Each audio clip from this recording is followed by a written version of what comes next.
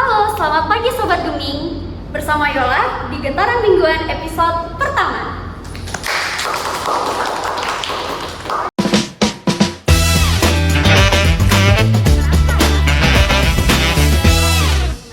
Terasa ya, sebentar lagi itu udah mau libur semester. Sobat Geming udah rencanain belum mau liburan kemana? Nah, ini apa ada rekomendasi nih, salah satu tempat wisata yang ada di Jawa Tengah yang banyak banget ditungguin orang di saat liburan, yaitu Dieng yang ada di Wonosobo. Pada pagi hari ini, Sobat Geming, kita akan berbicara dengan tokoh masyarakat dari Wonosobo yang langsung terkait pariwisata di Wonosobo, khususnya di Dieng. Oke, let's go! Selamat pagi Bapak, selamat pagi, selamat datang di Geming. Silakan duduk Pak. Oke, mungkin kita perkenalan dulu ya dari Bapaknya, silakan Pak.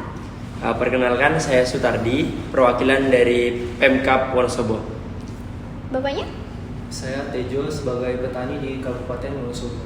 Oh, kebetulan Mas Tejo ini adalah petani muda ya, pengusaha muda. Wah, luar biasa sekali. Oke Pak, seperti yang kita ketahui nih ya, Dieng ini kan salah satu tempat yang sangat banyak dikunjungi oleh wisatawan gitu. Apakah se-ikonik apa sih Pak Dieng itu? Oke, Dieng itu salah satu desa yang unik karena keindahan alamnya. Itu terletak di Kecamatan Kejajar, Mbak. Karena orang-orang wisatawan sering ke sana karena ingin healing gitu. Oh, healing ya. Emang di Dieng itu ada pariwisata apa Pak? Kenapa banyak banget orang yang berlomba-lomba ke sana? Nah, wisata di sana itu perkebunannya hijau-hijau semua, bagus-bagus. Kemudian ada telaganya, telaga warna, telaga menjer, dan ada pertaniannya. Ada pertaniannya juga, dan ternyata setelah kita ulik ya guys, ternyata pertanian itu merupakan salah satu sektor penghasil perekonomian yang paling besar ya di Dieng itu. Untuk pariwisata pertanian atau perkebunan itu biasanya banyak dikunjungi di hari-hari biasa atau hari-hari libur saja Pak? Kalau intensitas lebih banyaknya itu saat hari libur, karena orang-orang dari luar kota yang notabene orang bekerja pada kesana ketika hari libur gitu. Oh begitu, berarti memang lebih banyak di hari libur. Cocok banget nih untuk Sobat Geming yang ingin berlibur ke Dieng, boleh direncanakan. Tapi sebelumnya banyak nih berita-berita yang kita dengar, ternyata kalau di Dieng itu sedang mengalami degradasi lahan. Tapi sebelum ke situ, tadi kan kita berbicara mengenai pertanian ya. Emang di Dieng itu banyak mata pencaharian sebagai petani Pak? Betul, kalau dari penduduknya sendiri, penduduk lokal rata-rata pekerjaannya berada di sektor pertanian. Sekitar 165 orang, 165 ribu orang. Wow, luar biasa, sangat banyak ya. Mungkin itu hampir seluruhnya atau tapi tidak seluruhnya juga. Sebagian ya. besar. Sebagian besar Betul. adalah Iya. Berarti semakin meningkatnya jumlah penduduk itu, jumlah lapangan pekerjaan sebagai petani juga meningkat gitu ya Pak? Betul. Oke. Untuk pertanian sendiri kan ada banyak tuh ya Pak. Kira-kira di Dieng itu pertanian itu didominasi oleh tanaman apa Pak? Kalau didominasi apa? Sebenarnya kan banyak. Tapi kalau di Wonosobo sendiri paling banyak itu pertanian kentang. Oh, pertanian kentang. Kalau Mas Tejo sendiri, Bapaknya maksudnya petani apa? Saya sebagai petani kentang. Wow, pengusaha kentang ya. Kira-kira berapa hektar tuh Mas itu lahan perkentangannya? Itu lahan saya kurang lebih sekitar 5 hektar. Wow, 5 hektar ya pemirsa, luar biasa sekali. Kalau boleh tahu 5 hektar itu diolah sendiri atau Bapak itu mempunyai pekerja-pekerja yang memang dikhususkan untuk mengolah pertanian itu? Kebetulan karena background keluarga saya petani, itu jadi saya meneruskan usaha bapak saya. Jadi saya punya teman juga untuk membangun usaha pertanian kentang ini gitu. Luar biasa, memang pemuda-pemuda dari Dieng itu sendiri ya teman-teman, yang membangkitkan perekonomian dari Dieng untuk Dieng. Wah, luar biasa sekali. Oke, kembali lagi terkait permasalahan degradasi lahan. Mungkin saya akan bertanya langsung kepada Mas Tejo ya sebagai petani. Apakah benar ya di Dieng itu memang mengalami degradasi lahan Mas? Benar sekali Mbak. Itu sebenarnya ada juga beberapa alasan kenapa kami melakukan tindakan itu ya. Mungkin pemerintah bisa lebih jelaskan detailnya ya.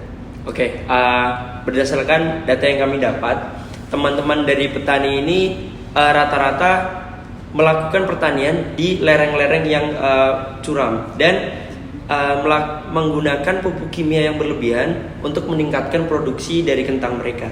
Oh begitu, berarti di Dieng itu sendiri memiliki topografi yang tidak rata melainkan pebukitan begitu ya Pak. Makanya Betul. petani itu sampai menanam itu ke lereng-lereng itu. Lereng-lereng.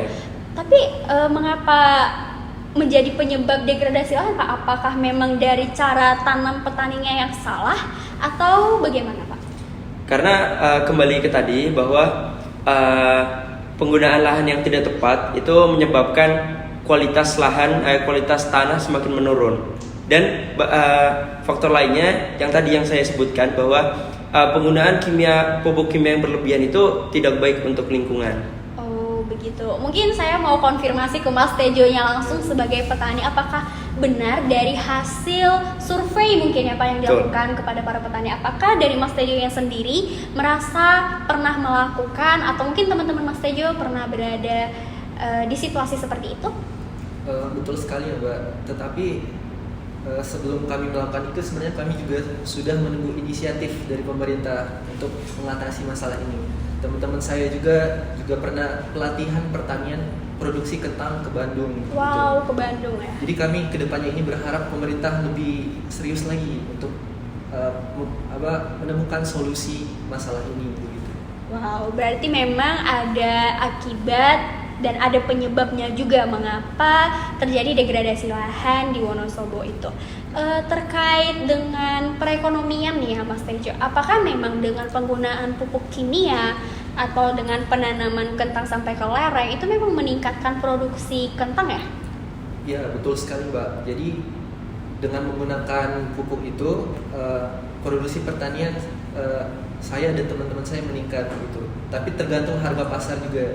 Jadi ketika produksi di Dieng, panen terjadi di Dieng, tetapi panen juga terjadi di daerah lain, itu harga jual kita menurun. Oh. Tetapi ketika panen cuma terjadi di Dieng, itu harga pasar kita sangat meningkat, apalagi dengan penggunaan pupuk tersebut. Oh, mungkin faktor persaingan gitu ya, persaingan. Untuk kentangnya sendiri Pak, tanpa penggunaan pupuk kimia secara berlebihan gitu ya, kira-kira dalam 1 tahun itu berapa kali panen sih Pak? Buat panennya itu kita sekitar 2-3 kali. 2-3 kali, berarti 5 hektar itu 2-3 kali panen gitu ya. Wow, luar biasa sekali. Berarti secara tidak langsung nih pertanian kentang ini sangat mendorong perekonomian masyarakat di Dieng atau di Wonosobo gitu ya Pak?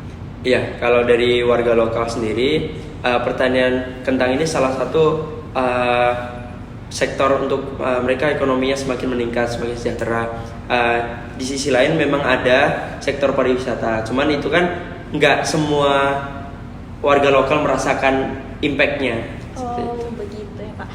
Terkait dengan penambahan atau pertumbuhan penduduk di Wonosobo sendiri Pak, apakah memang selalu tuh Pak dengan adanya pertumbuhan penduduk memang kebanyakan penduduk usia produktifnya itu banyak yang melanjutkan usaha orang tuanya seperti Mas Tejo tadi, atau bagaimana, atau mereka tidak terlalu memiliki banyak pertumbuhan penduduk usia produktif? Oke, seperti yang saya jelaskan tadi, sektor pekerjaan di Wonosobo itu sebetulnya terbatas, hanya sekitar sektor pertanian, usaha itu pun juga nggak seberapa, dan ada tambahan di sektor pariwisata. Nah, peningkatan dari usia kerja ini menyebabkan orang-orang yang bekerja di sektor pertanian semakin banyak, karena kembali seperti Mas Tejo tadi bilang, latar belakang keluarga itu kan dari pertanian. Nah, selanjutnya pada melanjutkan seperti itu sih. Begitu. Tapi mungkin karena dengan adanya degradasi lahan ini makin memperkecil ya peluang atau lahan-lahan pertanian yang untuk dikelola oleh para petani begitu. Terkait dengan degradasi lahan yang sudah terjadi, itu kan terjadi karena mungkin penanaman kentangnya ke lereng atau mungkin dengan penggunaan pupuk kimia yang berlebihan. Apakah dari Bapak Mas Tejo dan teman-teman itu merasakan nggak dampak setelah menggunakan dan setelah degradasi lahan itu? Yang kami rasakan setelah menggunakan pupuk itu tadi ya penjualan kami meningkat. Nah, kalau buat